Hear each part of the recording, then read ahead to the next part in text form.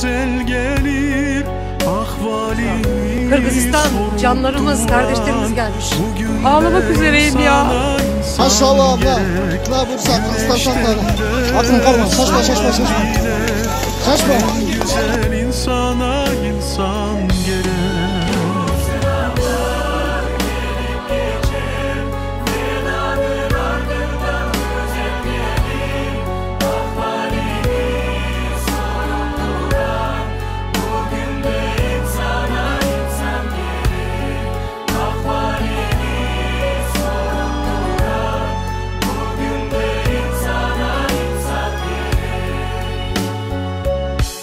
Sabır gerek bitmez olan güzel gün var hala yolda duran.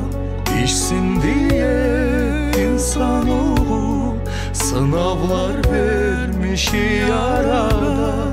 Pişsin diye insanoğlu sınavlar vermiş yaradan. Bu sınavlar geçer, fenanın ardından güzel gelir. Ahvalini sorup duran bugün de insana insan gelir. Ahvalini sorup duran bugün de insana insan gelir. Sınav geldi, Türk kardeşi kökü bir. Bu da ancak bu dünyanın derdidir. Yas tutarak duran halka her zaman Kırgızların yürek sesi hep birdir. Biz bir halkız, kanı bir. Ata baba canı bir Allah'a baş eğmiş, sofrası bir, şanı bir.